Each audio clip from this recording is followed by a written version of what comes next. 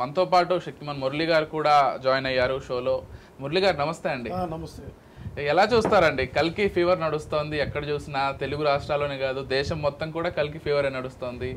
US లో కూడా దాదాపు ఇప్పుడు బుక్ అయినన్ని థియేటర్లు, రిలీజ్ అవుతున్న థియేటర్లు గతంలో ఏ సినిమా కూడా అవ్వలేదంట భారతదేశం నుంచి. Pre bookings. సో ఎలా చూస్తారు ఈ ఫీవర్ ని? అంటే ఇది నిజంగా ఫేవర్ అని చెప్పాలి. ఎందుకంటే కల్కి అనే సినిమాది మామూలు రొటీన్ సినిమాల కంటే భిన్నమైన సినిమాగా ఆయన తీశాడు. ఏంటంటే కల్కి అనేది ఒక అవతారము. కలియుగాంతం అయిపోయిన తర్వాత కలి పురుషుడు ఎండింగ్ అనమాట. పుట్టిన తర్వాత అంతమైన తర్వాత ఎలా ఉంటుంది, అప్పుడు ఏ అవతారంలో ఉంటాడు, కలికి అవతారం వస్తుంది. ఈ పురాణాల్లో ఎప్పుడో చెప్పారు. అటుకులు చాలా పురాణాల్లో మనం ఉన్న 18 పురాణాల్లో కూడా కల్కి పురాణం కూడా ఒకటి ఉందని ఈ మధ్య ఒకటి తెలుగులోకి వచ్చింది. అయితే ఈ పురాణాలన్నీ చెప్తే ఏంటంటే కాశీ అనేది మొదటి నగరం, ఎండింగ్ లో కూడా అదే ఉంటుంది.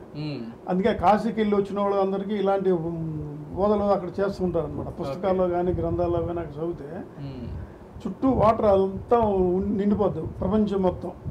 కానీ కల్కి కాశీలో మాత్రం ఉండడానికి అనుకూలంగా ఉంటుంది.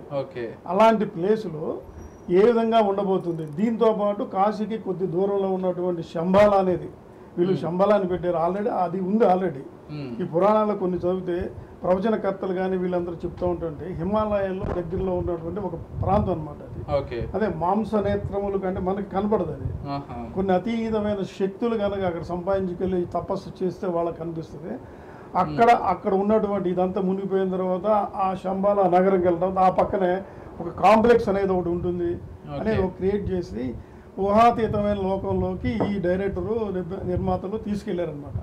ఇప్పుడు దీనికి ఇన్స్పిరేషన్ కూడా ఆయన మొన్న రీసెంట్గా చెప్పింది డైరెక్టరు, ఒక హాలీవుడ్ సినిమా అంటే అవెంజర్స్ కానీ అవతార్ కానీ ఇలాంటి సినిమాలు చూసినప్పుడు అదంతా ఫిక్షన్, మన దగ్గర ఉన్న గ్రంథాలనే తీసుకెళ్ళి వాళ్ళు భారత రామాయణంలో ఉన్న గ్రంథాలను తీసుకెళ్ళి అలా ఫిక్షన్గా చేశారు. నేను ఎందుకు తీయలేకపోతున్నాను ఒక ఇచ్చేసాడు అనమాట. అలాగే ఇది ఆ టైపుగా